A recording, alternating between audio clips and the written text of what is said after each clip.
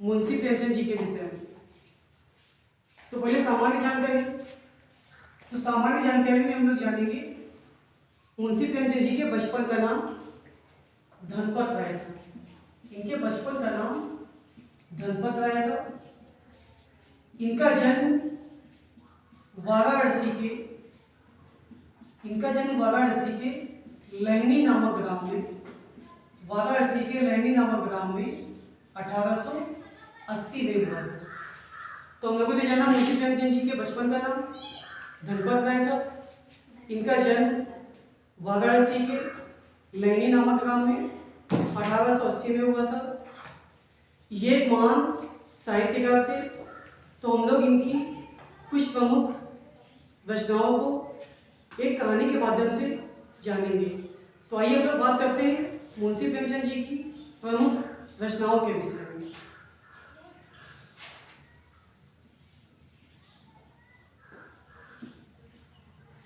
तो कहानी कुछ यहाँ से शुरू होती है कि मुंशी प्रेमचंद जी नौकरी की तलाश में निकलते हैं।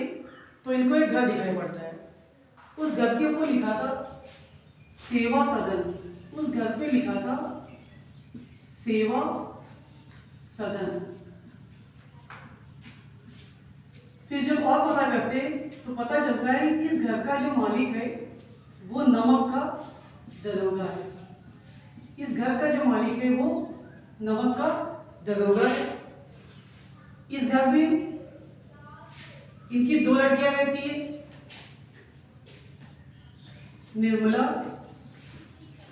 और करबला। तथा उस घर में एक बूढ़ी काकी रहती है।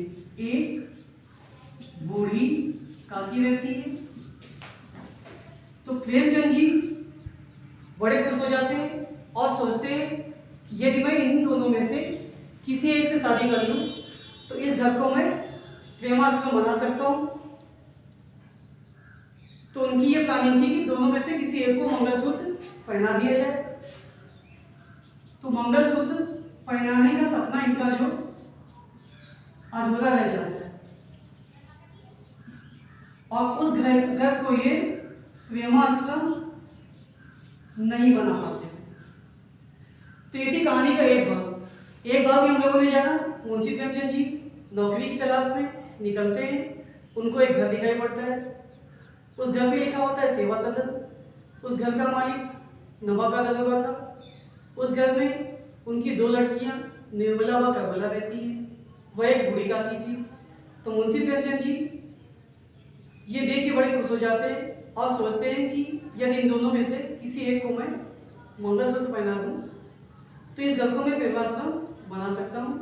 लेकिन उनका मंगलसूत्र पहनाने का सपना अधूरा रह जाता है, जो कि मुंशी प्रेमचंद जी का अधूरा उपन्यास था। तो उस घर को प्रेमाश्रम नहीं बना पाते हैं। आइए देखते हैं इसके बाद क्या होता है। फिर इनके एक बड़े भाई साहब थे।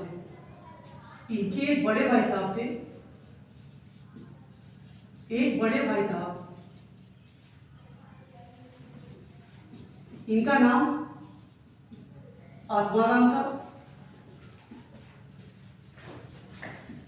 इनके पास कुछ भी नहीं था, केवल 2 बैलों की जोड़ी थी।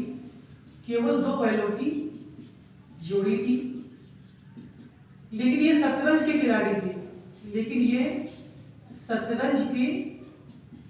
थे। तो ये मुंशी प्रेमचंद जी को ईदगाह में बुलाते हैं और वहां पर इनसे पूस की रात में 1.25 सेर गेहूं गबन करने की सलाह देते हैं। 1.25 सेर गेहूं गबन करने की सलाह देते हैं। तो हम लोगों ने कहानी के दूसरे भाग में जाना जब ये उस घर को प्रेमाश्रम नहीं बना पाते हैं तो इनके एक बड़े भाई साहब थे। उन बड़े भाई साहब का नाम आत्माराम था। उनके पास ज्यादा कुछ नहीं था, 2 बैलों की जोड़ी थी, लेकिन वो शतरंज के खिलाड़ी थे। तो ये मुंशी प्रेमचंद जी को ईदगाह में बुलाते हैं और पूस की रात में 1.25 सेर गेहूं का गबन करने की सलाह देते हैं। फिर देखिए उसके बाद क्या होता है।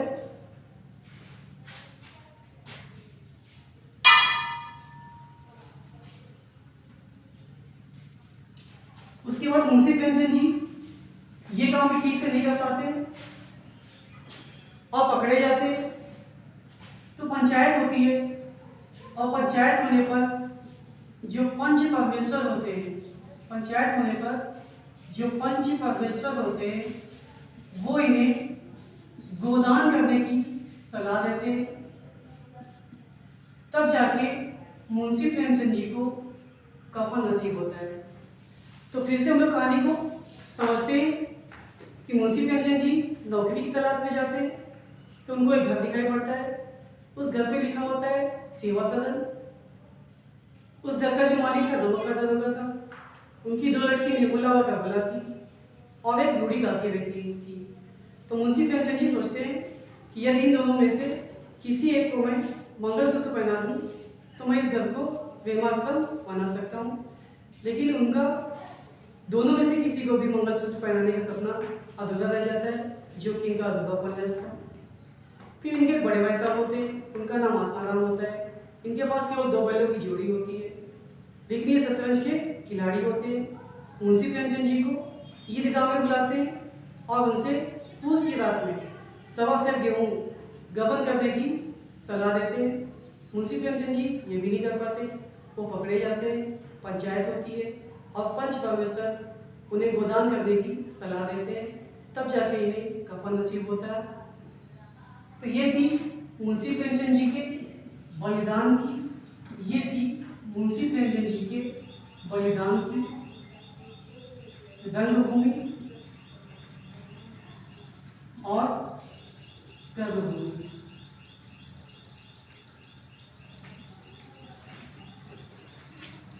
धन्यवाद।